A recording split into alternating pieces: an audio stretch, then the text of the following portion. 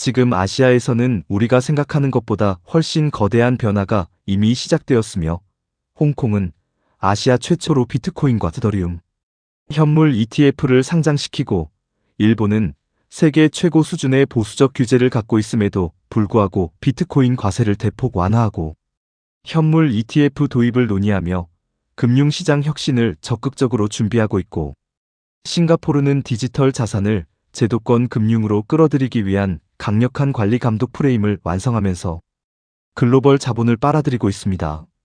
그런데 정작 대한민국은 아직 가만히 서 있습니다. 왜 아시아 주요국들은 이렇게 빠르게 움직이고 있는데 한국만 조용한 것일까요? 그리고 왜 지금 그들은 비트코인에 진심이 된 것일까요? 오늘은 그 이유를 가장 쉽게 그리고 가장 깊이 있게 설명드리겠습니다. 아시아가 비트코인에 뛰어드는 진짜 이유는 글로벌 금융 지도의 판이 바뀌고 있기 때문입니다. 지금 전 세계 금융 시스템은 디지털 전환이라는 거대한 변화를 겪고 있으며, 우리는 이 변화를 충분히 체감하지 못하고 있지만 이미 은행, 연기금, 보험사, 기관 투자자, 국가들이 비트코인을 자산의 한 종류가 아니라 디지털 희소자산, 즉 디지털 금이라는 새로운 자산군으로 받아들이고 있습니다. 여기서 초보자분들이 이해하기 쉽게 설명하자면, 희소자산이란 수량이 제한되어 있고 아무나 마음대로 찍어낼 수 없어서 시간이 지날수록 가치가 유지되거나 올라가기 쉬운 자산을 의미하며 대표적인 것이 골드입니다. 그런데 비트코인은 금보다 더 강력한 희소성을 가집니다. 금은 지구 어디에서 얼마만큼 매장되어 있는지 정확히 알 수 없지만, 비트코인은 2100만 개로 공급이 완전히 고정되어 있고 새로 만들어지는 속도도 알고리즘에 의해 자동으로 줄어들기 때문에 미래 공급량이 정확하게 예측된다는 점에서 희소자산의 조건을 더 잘 만족합니다. 그래서 세계는 비트코인을 투기성 자산이 아니라 새로운 금의 역할을 할 가능성이 있는 미래 자산으로 보기 시작했습니다. 이런 변화 속에서 일본, 홍콩, 싱가포르는 모두 같은 질문을 던졌습니다. 만약 미래 금융 시스템에서 비트코인이 금처럼 역할을 한다면 우리는 그 변화를 어떻게 선점할 것인가? 이 질문이 바로 아시아 국가들이 비트코인 제도화를 서두르는 이유입니다. 홍콩은 2024년 4월 30일 아시아 최초로 비트코인과 이더리움 현물 ETF를 상장했습니다. 여기서 용어를 풀어 설명하겠습니다. 현물 ETF란 실제 비트코인을 직접 사서 보관한 뒤 그 가격을 ETF라는 금융상품 형태로 거래할 수 있게 만든 상품입니다. 즉, 사람들이 직접 비트코인을 구매하거나 지갑을 만들지 않아도 ETF를 통해 비트코인 가격 변동을 그대로 추종하는 투자 상품에 투자할 수 있는 구조입니다. 반대로 선물 ETF는 실제 비트코인을 보유하지 않고 비트코인 가격을 예측하는 파생 상품인 선물 계약을 기반으로 가격을 추종합니다. 둘은 완전히 다른 상품입니다. 홍콩은 아시아에서 최초로 이 현물 ETF를 도입하며 사실상 디지털 자산 금융의 중심을 자신들이 차지하겠다는 의지를 공개적으로 드러낸 것입니다. 홍콩이 이렇게 공격적으로 나서는 데는 이유가 있습니다. 미국과 영국이라는 초강대국 금융 허브가 이미 비트코인 현물 ETF 시대를 열었고 그 자금이 전 세계에서 유입되기 시작했기 때문입니다. 홍콩은 중국이 직접 암호화폐 거래를 금지하고 있는 상황에서 홍콩을 디지털 자산, 금융의 실험실이자 쇼윈도로 활용함으로써 글로벌 금융 허브의 경쟁력을 되찾으려는 전략을 취한 것입니다. 여기서 중요한 포인트는 홍콩은 개인 투자자도 비트코인 현물 ETF 투자 가능하다는 점입니다. 홍콩은 규제를 강화하며 안정성을 확보하면서도 투자 접근성은 열어두는 전략을 취했습니다. 기관 투자자만 할 수 있게 제한하는 것이 아니라 일반 투자자들도 제도권 금융 안에서 비트코인에 투자할 수 있게 만들며 시장 전체의 유동성과 규모를 키운 것입니다. 결국 홍콩이 비트코인 현물 ETF를 도입한 이유는 단순히 새로운 금융 상품을 제공하려는 의도가 아니라 아시아 금융 패권을 다시 잡기 위한 전략적 선택입니다. 싱가포르는 비트코인을 포함한 암호자산을 디지털 결제 토큰이라는 분류로 묶어서 페이먼트 서비스 액트 PSA라는 법률에 따라 규제를 하고 있습니다. 이 규제가 왜 중요한지 쉽게 설명하겠습니다. 금융 규제는 크게 두 방향이 있는데, 첫째는 금지 또는 제한이고, 둘째는 적극적 허용 엄격한 관리입니다. 싱가포르는 두 번째 전략을 택했습니다. 즉, 디지털 자산을 불법화하거나 배척하는 대신 합법화시키고, 대신 규제를 강력하게 적용하여 안전하게 키우는 방식입니다. 초보자분들이 이해하기 쉽게 설명하자면, 합법적인 카지노를 만들 때 출입운영자금 관리 기준은 세계 최고 수준으로 엄격하게 적용하는 모델이라고 볼 수 있습니다. 이렇게 하면 해외 자본도 들어오고 신뢰도도 확보되며 국가가 시장을 통제하며 성장시킬 수 있습니다. 2024년에서 2025년 사이 싱가포르는 디지털 자산 서비스 업체에 대한 규제를 강화하면서도 라이선스 발급은 오히려 늘렸습니다. 즉, 아무나 들어오지 못하게 하지만 들어온 업체는 글로벌 수준의 신뢰를 얻도록 만드는 모델입니다. 이것이 바로 싱가포르식 디지털 자산 허브 전략이며 기관 투자자들이 싱가포르를 선택하는 이유입니다. 그리고 중요한 점은 싱가포르는 홍콩보다 훨씬 보수적인 국가라는 것입니다. 미래 기술 성장과 자본 흐름을 인식하고 그 흐름을 제도권 안에서 안전하게 조절하는 방식을 선택했다는 점에서 싱가포르는 아시아의 안정형 디지털 자산 수도라는 평가를 받고 있습니다.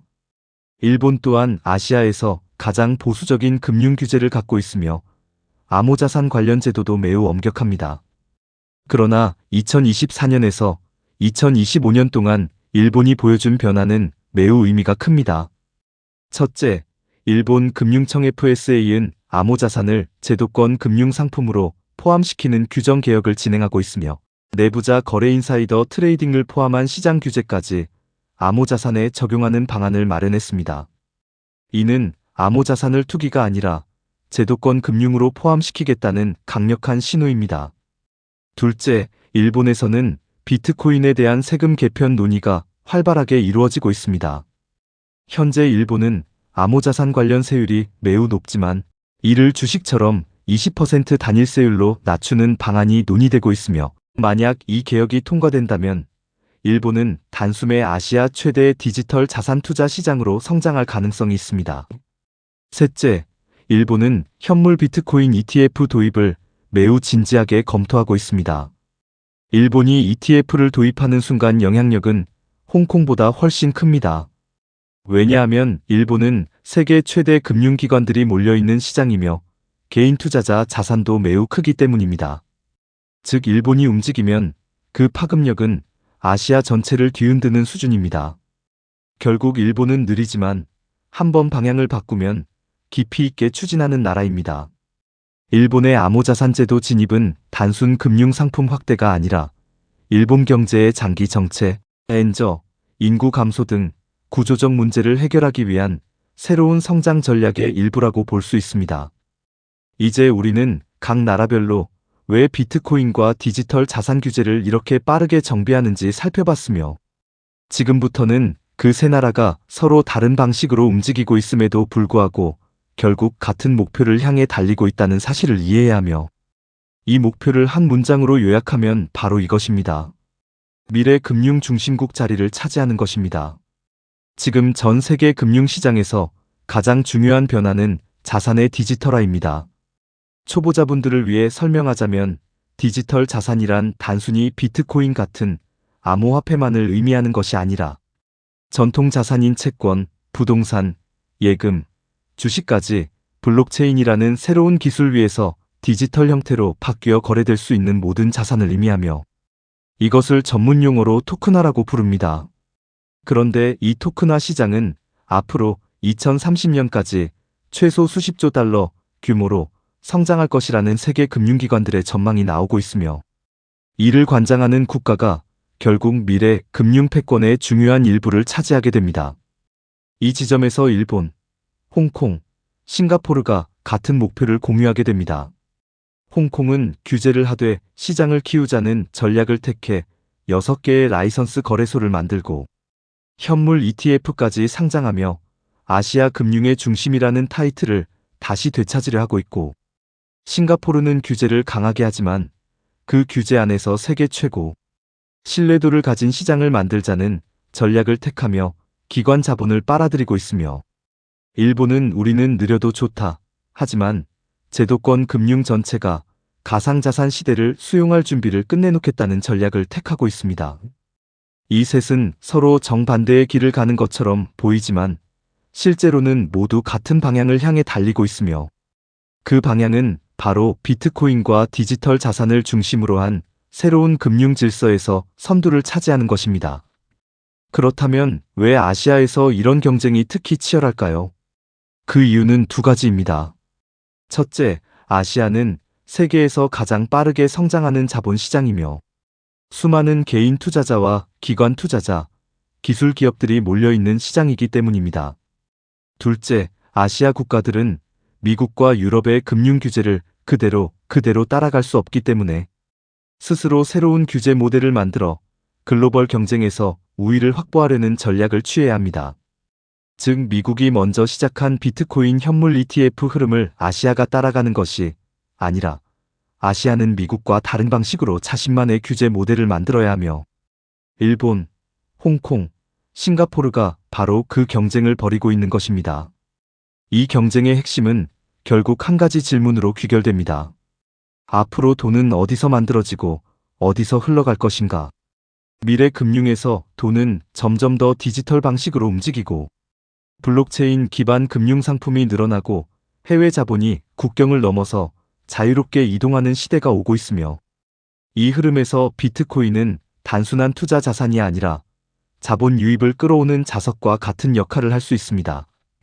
예를 들어 홍콩의 현물 ETF가 상장되면 전 세계 자본이 홍콩 시장으로 흘러들어가고, 싱가포르는 규제 신뢰를 기반으로 안전하게 자본을 유치하며, 일본은 대형 금융기관들이 ETF와 세제 혜택을 통해 자국 시장으로 자본을 회수하도록 만들게 됩니다. 세 나라가 모두 비트코인을 중심으로 시장을 재편하는 이유는 결국 세계 자본을 끌어오는 미래형 환승역을 만들기 위해서입니다. 여기서 자연스럽게 질문이 떠오릅니다. 그럼 한국은 지금 무엇을 하고 있는가? 한국은 세계에서 손꼽히는 IT 강국이며 암호자산 보유 인구도 매우 많으며 자본시장 규모도 크고 거래소도 여러 개 존재하지만 정작 국가 차원의 전략은 거의 움직이지 않고 있습니다. 왜 이런 일이 벌어질까요? 초보자들이 이해하기 쉽게 설명하자면 한국은 디지털 자산에 대해 가장 애매한 위치에 있는 나라입니다. 불법도 아니고 합법도 아니고 막지도 않지만 적극적으로 지원하지도 않으며, 개인 투자자들은 세계에서 손꼽힐 정도로 활발히 투자하고 있지만 국가 정책은 매우 보수적이며, 한국은행과 금융당국은 비트코인을 공식 자산으로 인정하지 않고 있으며 국회도 디지털 자산 관련 입법을 매우 천천히 움직이고 있습니다. 그 이유는 크게 세 가지입니다. 첫째, 한국은 이미 경제 규모가 크고 안정적인 통화 시스템을 가지고 있기 때문에 엘살바도르처럼 급진적인 전략을 취할 필요가 없으며, 이 때문에 새로운 자산을 국가 전략에 포함시키는데 매우 보수적입니다. 둘째, 한국의 금융 관료들은 새로운 금융 상품이 기존 시스템을 흔드는 것을 경계하기 때문에 비트코인 같은 변동성 높은 자산을 제도권에 넣는 순간 정치적 정책적 리스크가 커지는 것을 우려합니다. 셋째, 한국은 규제를 도입하면 매우 강하게 도입하는 경향이 있어서 제도를 쉽게 만들지 못합니다. 그러나 문제는 세계는 기다려주지 않는다는 점입니다. 일본, 홍콩, 싱가포르가 이미 움직이고 있고 이들이 제도와 경쟁을 벌이고 있는 동안 한국이 아무런 전략적 선택을 하지 않으면 미래 금융 질서에서 한국이 뒤처질 가능성이 있다는 점이 매우 중요합니다.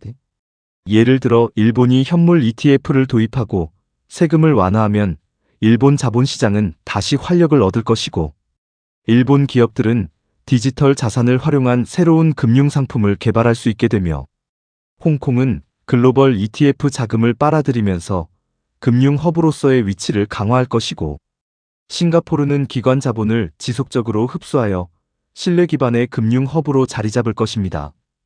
이 모든 일이 벌어지는 동안 한국이 가만히 있다면 결국 한국은 과거의 금융 구조에 갇힌 나라라는 평가를 받을 수 있습니다. 그러므로 한국은 선택을 해야 합니다. 비트코인과 디지털 자산을 국가 전략의 일부로 인정하고 점진적으로 제도화를 시작할 것인지, 아니면 지금처럼 조용히 아무것도 하지 않을 것인지. 한국은 지금 중요한 갈림길에 있으며 세계 자본 흐름을 보려면 반드시 선택이 필요합니다. 이제 마지막 결론을 말씀드리겠습니다. 일본, 홍콩, 싱가포르가 비트코인에 뛰어드는 이유는 결코 단순히 돈을 벌기 위해서가 아닙니다. 그들은 미래 금융 질서에서 비트코인이 중요한 역할을 할 것으로 판단하고 있으며 자본의 흐름이 바뀌고 있다는 사실을 정확히 보고 있고, 이 흐름에서 먼저 제도권 금융을 정비하는 나라가 미래 경쟁력에서 앞서게 된다는 점을 너무 잘 알고 있기 때문입니다. 비트코인은 단순한 투자 상품이 아닙니다. 비트코인은 세계 자본의 이동 방향을 바꾸는 신호이며 국가의 전략을 바꾸는 새로운 통화 구조의 일부가 되고 있고, 미래 금융의 지형을 완전히 바꿀 수 있는 핵심 요소입니다. 그래서 아시아 주요국들은 모두 비트코인을 중심에 두고 움직이고 있는 것입니다. 반면 한국은 아직 조용히 서 있습니다. 그러나 세계 금융 질서는 이미 재편되고 있고 기다리지 않으며 이제는 준비하는 나라만 살아남습니다. 일본은 느리지만 확실하게 미래를 준비하고 있고, 홍콩은 공격적으로 자본을 끌어당기고 있으며 싱가포르는 제도 신뢰 기반으로 기관 자본을 모으고 있습니다. 그러므로 우리는 이렇게 결론 내려야 합니다. 비트코인은 가격의 문제가 아니라 국가 전략의 문제입니다. 비트코인을 이해하는 순간 미래 금융의 지도가 보이고, 그 지도를 읽는 나라만이 다음 10년을 주도할 수 있습니다.